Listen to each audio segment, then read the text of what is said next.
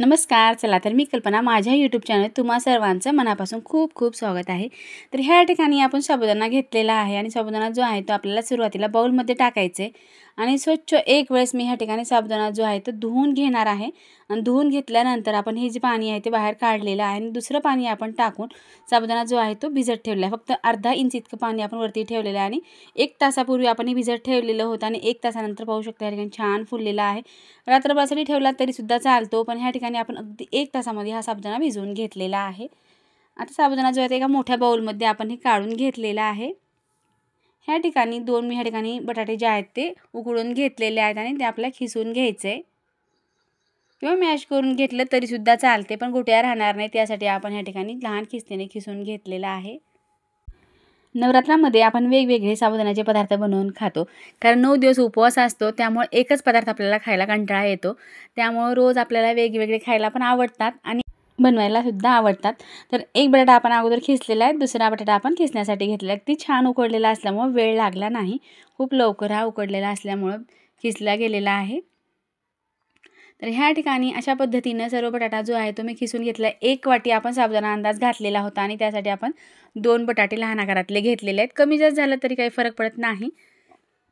आता ह्या ठिकाणी 1 चमचा आपण जिरे टाकलेले आहेत. उपवासाच्या ह्या ठिकाणी आपण लाल तिखट घेतलेलं आहे.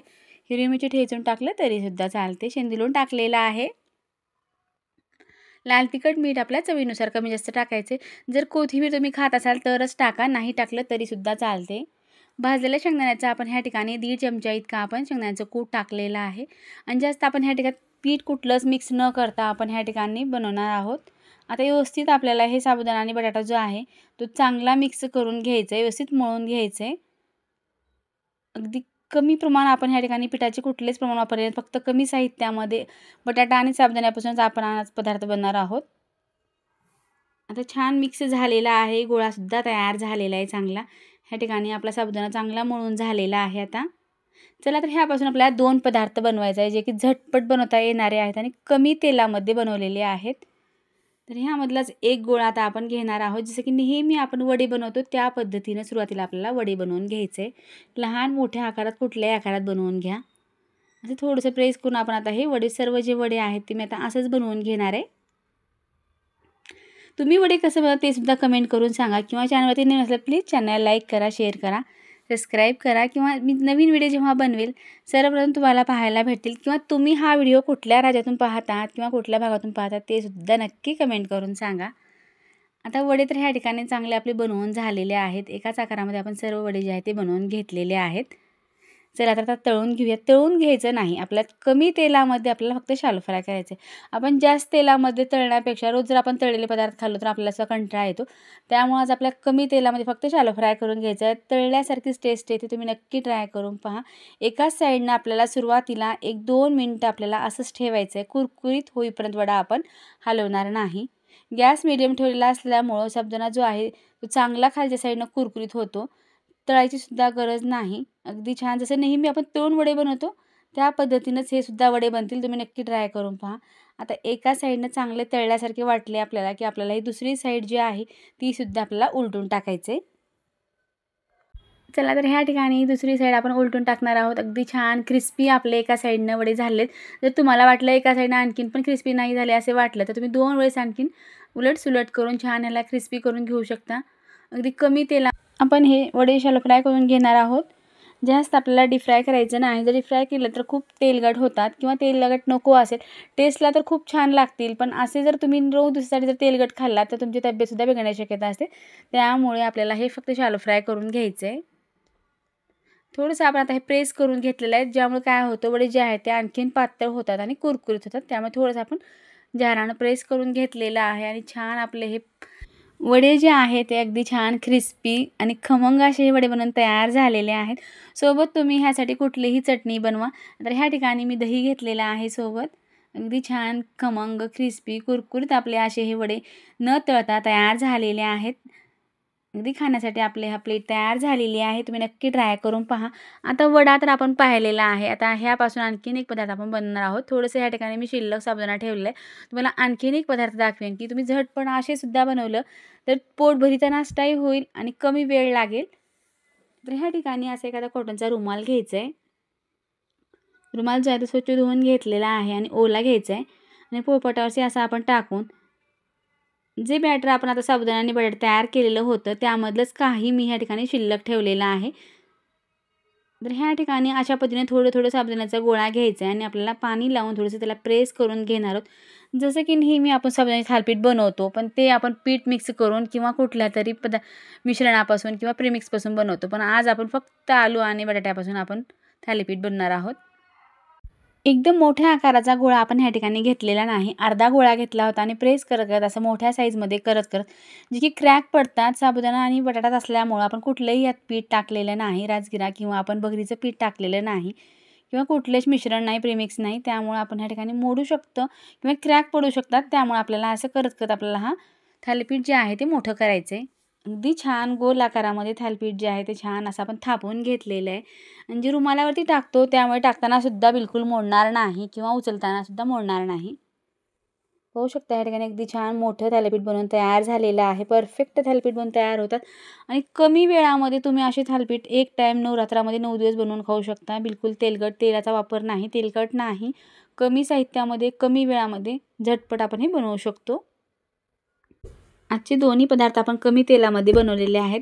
उपवास म्हणलं की तेलकट पदार्थाचा वापर तर होतोच, त्यामुळे आज आपण कमी तेलात कसं तयार करायचं हे बनवलेलं आहे।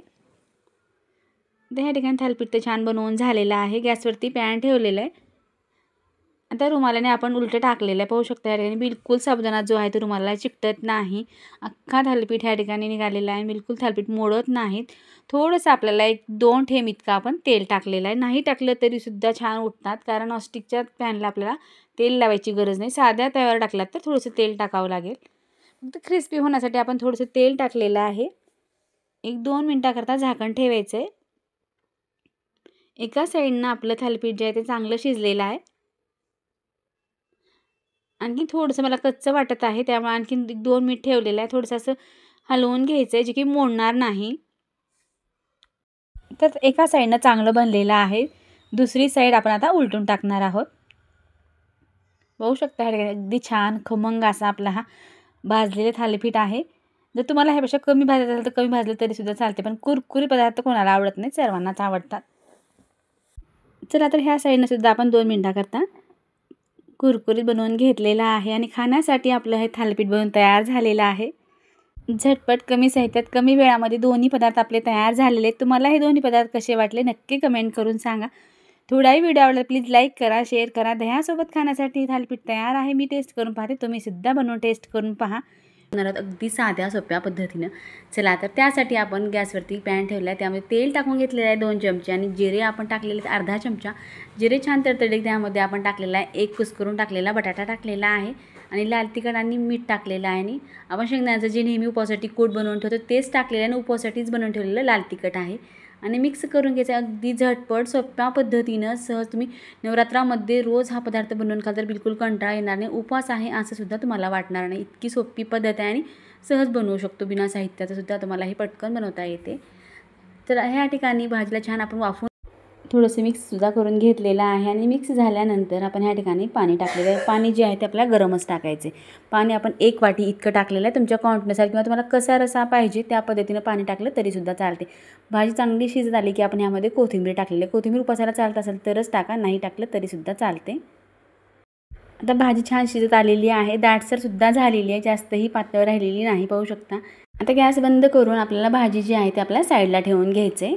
आता भाजी मी खाली उतरवून घेणार आहे आणि पुढची तयारी करायची आहे।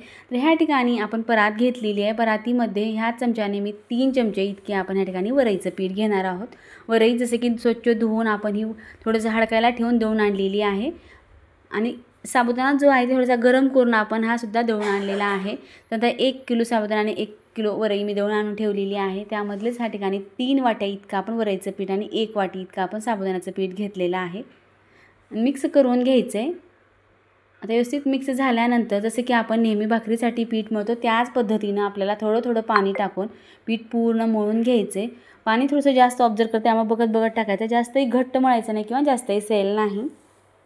तर अशा पद्धतीनं आता मी व्यवस्थित पीठ जे आहे ते मळून घेणार आहे। तुम्ही उपवासासाठी कुठले पदार्थ बनवता ते सुद्धा कमेंट करून सांगा. तुम्ही हा व्हिडिओ कुठल्या भागातून पाहतात किंवा कुठल्या राज्यातून पाहतात ते कमेंट करून नक्की सांगा. आणि थोडाही व्हिडिओ आवडला प्लीज एक लाईक करा, शेअर करा, सबस्क्राईब करा. जेव्हा मी असे नवीन व्हिडिओ बनवेल सर्वप्रथम तुम्हाला पाहायला भेटतील. तर आता पीठ चांगलं मळून होत आहे. आपले उपवासाचे पदार्थ सुरू झालेले आहेत. नवरात्रामध्ये वेगवेगळे पदार्थ आपण 9 दिवसामध्ये बनवून खातो. त्यामध्येच आता आपल्याला नवीन नवीन पदार्थ पाहायला भेटणार आहेत. तर ह्या ठिकाणी थोडं थोडं पाणी टाकून व्यवस्थित पीठ जे आहे ते मळून घेतलेलं आहे. आता ह्या ठिकाणी मी 4 जे आहेत ते भाग करून घेणार आहे. तुम्हाला जितक्या साईजची भाकरी बनवायची आहे त्या साईजमध्ये तुम्ही कट केलं तरीसुद्धा चालते. ह्या ठिकाणी मी लहानच आकारात कट केलं कारण लहान लहानच भाकरी बनवायची आहे. आता असा एक गोळा बनवून घेतलेला आहे. चांगलं मळून घ्यायचं आहे जे की कडला चिरा पडणार नाही त्याची आपल्याला काळजी घेऊन आपण चांगलं मळून घेतलेलं आहे. असा एक गोल बनवायचा आणि त्याला आपण हाताने प्रेस करत मोठं केलेलं आहे. आणि थोडंसं आपण आता खालती वरईचं पीठ टाकून देणार आहोत. लहान गिरणीवरनं काढून आणल्यावर पीठ अगदी छान बारीक आलेलं आहे. पीठ जे आहे आपल्याला बारीकच काढून घ्यायचं. दरदरीत जर वाटण घेतलं पिठाचं तर भाकरी जी आहे ती येणार पण नाही, त्याने खूप चिरल्या जातात. होऊ शकतं ह्या ठिकाणी अगदी छान नेहमी जसं आपण भाकरी बनवतो त्या पद्धतीनं आपल्या ह्या वरईच्या भाकरी बनत आहेत.